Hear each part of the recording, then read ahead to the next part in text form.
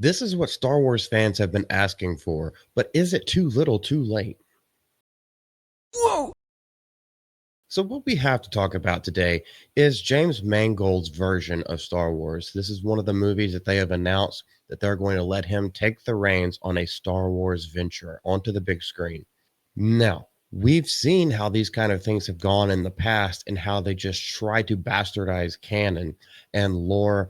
They try to decanonize some stuff, yet pilfering from that to bring it into their own movies. They've been trying to add their little like social and political agendas into everything. Well, James Mangold's version is completely different, and he explains why in a recent interview with MovieWeb.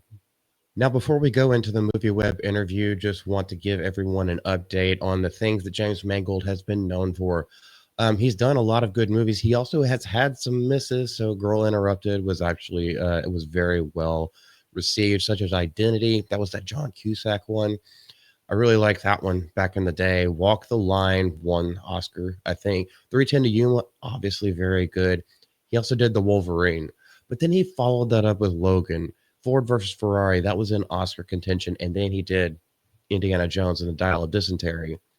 So it's not to say that he doesn't know what he's doing behind the camera. He has made a lot of good movies.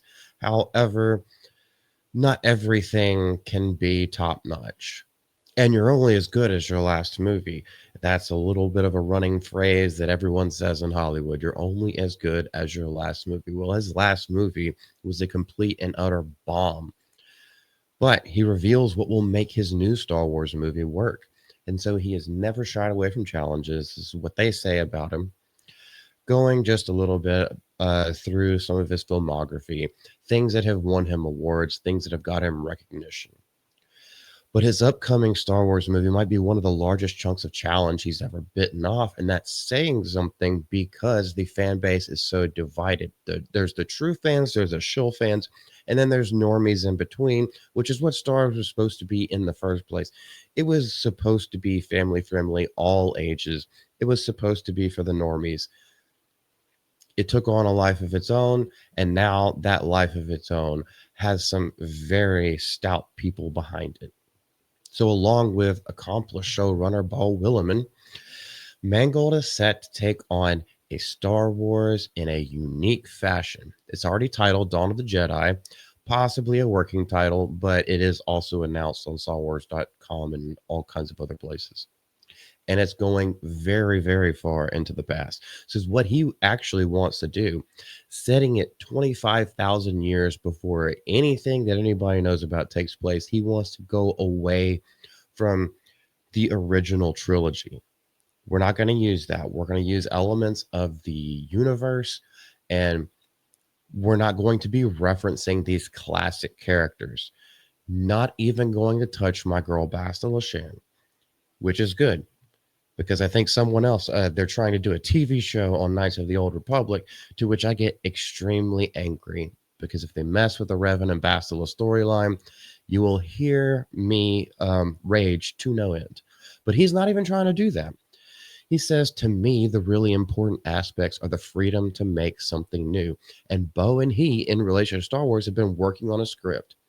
And then we'll see what happens. Do we find a way on the page to say something original?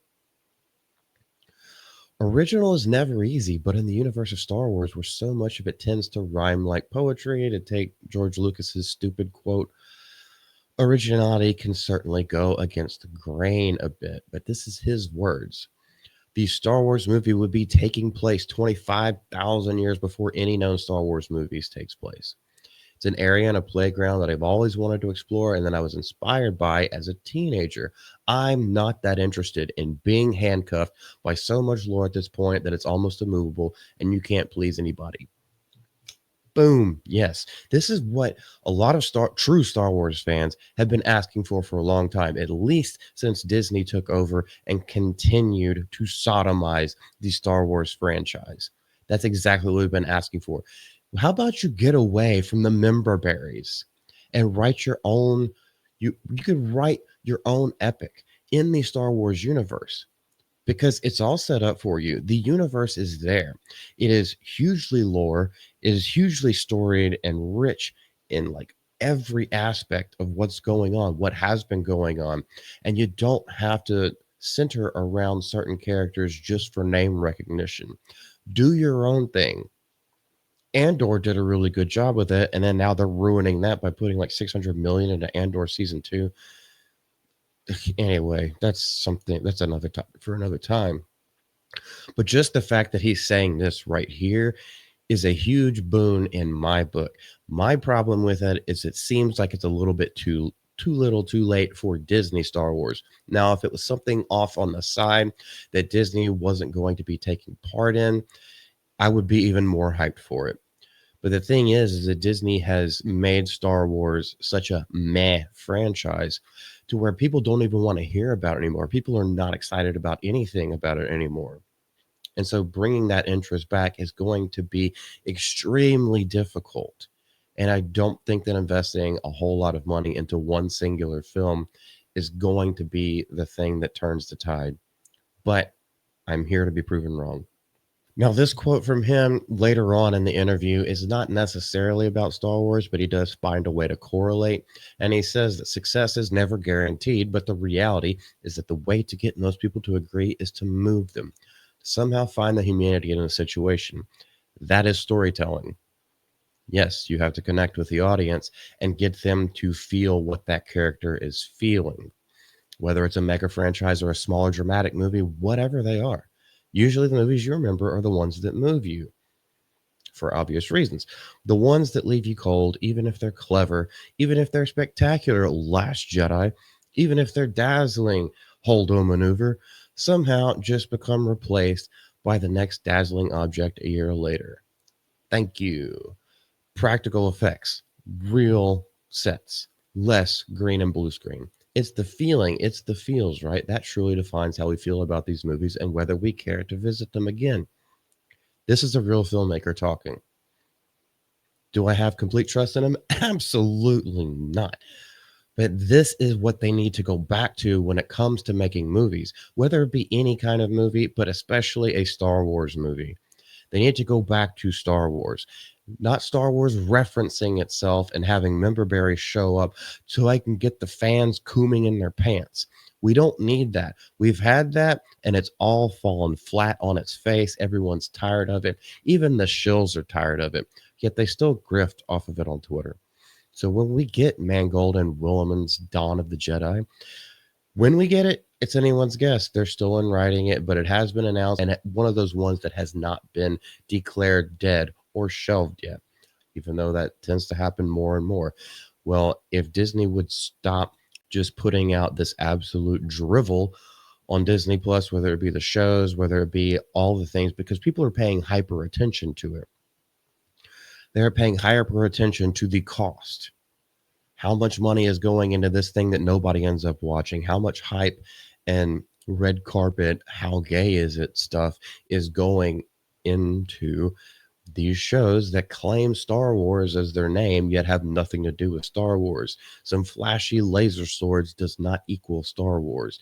And even the normies know that by now because nobody is tuning in.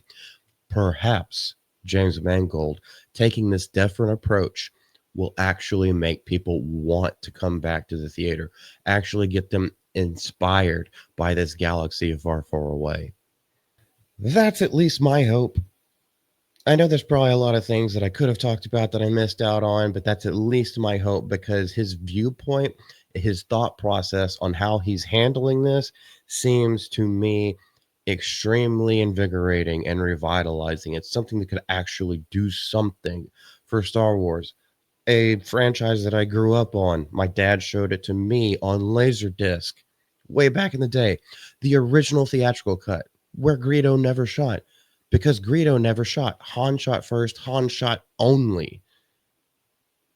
Where Jabba the Hutt wasn't in the hangar bay whenever Han's going to check out the Millennium Falcon and getting it ready for takeoff.